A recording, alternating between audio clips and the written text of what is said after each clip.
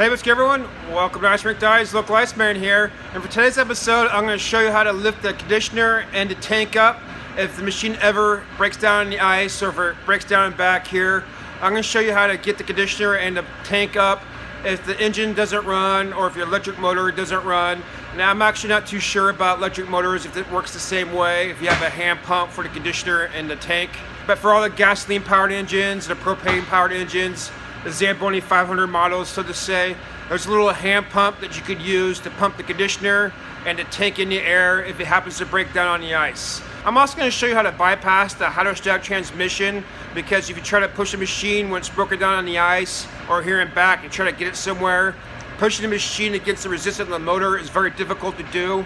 So if you bypass the hydrostatic transmission with this emergency valve, you can push the machine much easier to get to where you want to go. But first I'm going to show you how to get the conditioner to take in the air if the machine's not running before I show you where that emergency bypass valve is. Alright, so we got the back of the machine here. Now for the Zamboni 500 over there and the 546, right underneath the seat you should have a handle in there. If you don't have one, you want to find it. It should come with the machine, so I'm not sure why you shouldn't have one. If you don't, you want to locate it and stick it underneath your seat, because the last thing you want to do is try to find this thing if the machine's broken down on the ice.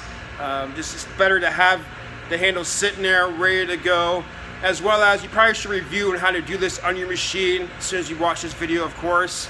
That way you know exactly what to do and you're not panicking on the ice trying to figure out what to do. So, as well as check your owner's manual if you have a different ice resurfacer than a Zamboni, or if your Zamboni doesn't have the pump where it's located, what I'm about to show you. Check your user manual. It will show you how to do it, where your pump is, and how to operate it, and all the procedures like that. So, but for this Zamboni 500 right here, or the 500 series I like to call it, right behind the driver's seat, right underneath it, you have a little pump, and you slide your handle like so, and you just kind of start pumping. Pretty straightforward stuff. But what's going to happen, you'll notice that your conditioner as well as your tank will come up at the same time. So if you want to just pump your conditioner up, there's a bypass valve located right here. Let me get the camera a little bit closer for you. All right, before I show you on the machine where these valves are, I just want to note on older machines, you are going to have a quarter turn valve, but on newer machines, you're going to have just a hand turn that you turn it clockwise to close the valve. And again, closing these valves will allow you to pump up the conditioner and not the tank. All right, back behind the machine here, that bypass valve is on the manifold right underneath the machine, just to the right of the skirt right here. And again, you want to rotate it clockwise to close the valve. And when you do this, once you get that valve closed, come up over here, push the lever that corresponds to the conditioner forward, hold it forward while you pump the pump. And once you get the conditioner up in the air, you're good to go. Just make sure when you're done, you come back down here and you open that bypass valve up again. That way you don't cause any damage to your conditioner. Okay, now I'm going to show you how to disengage a hydrostatic transmission if you ever have to push or pull the machine off the ice. That way you're not pushing against the resistance of the motor and the resistance of the transmission. So to disengage it, what you do is you get yourself a 5/8 wrench, which is actually kind of surprising because a lot of things on here are metric. And on this red bolt right here, you want to turn it 2 times counterclockwise, and that will disengage the hydrostatic transmission. And when you're done, see if I can get a zoom in here. When you're done, the valve must be closed for normal use.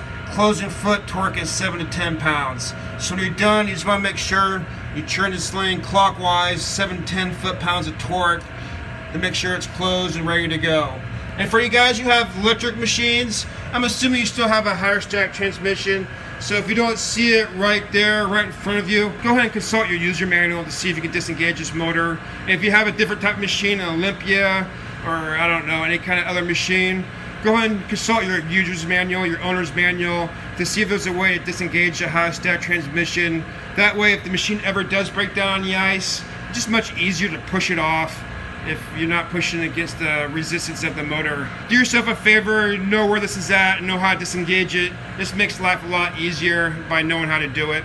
Now, one thing I didn't mention is that if the machine does break down in the ice, one reason why we want to get the conditioner up off the ice as soon as you can is that if you've been around ice rinks long enough, you know when you put the nuts out there, you drop a screw or a washer, metal freezes or melts to the ice pretty quickly. So if you leave the conditioner on the ice for too long, when you go to pump it up, it's just going to take out chunks of ice with it.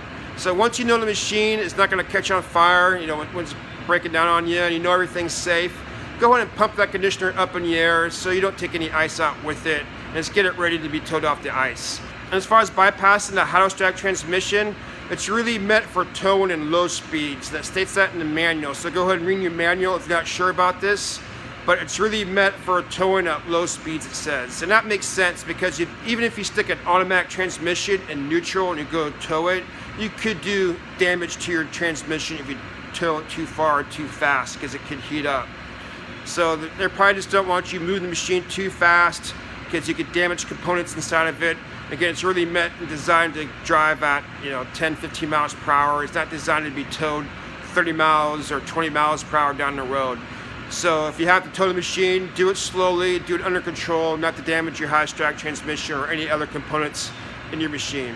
All right, there you have it. That's how you get the conditioner and the tank in the air if the machine ever broke down, either in back here or on the ice, as well as how to bypass the hydrostatic transmission to easily move the machine around again if it ever broke down.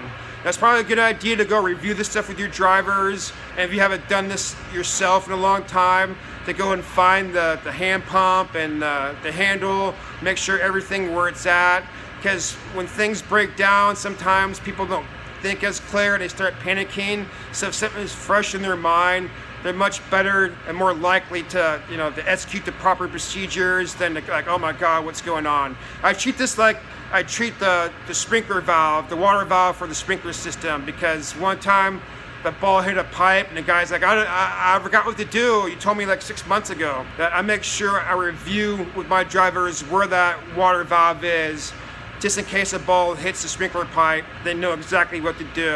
And that's the same thing with the machine here. When the machine breaks down, people are, oh, what do I do? So if it's fresh in their mind, they'll know exactly what to do and how to execute it.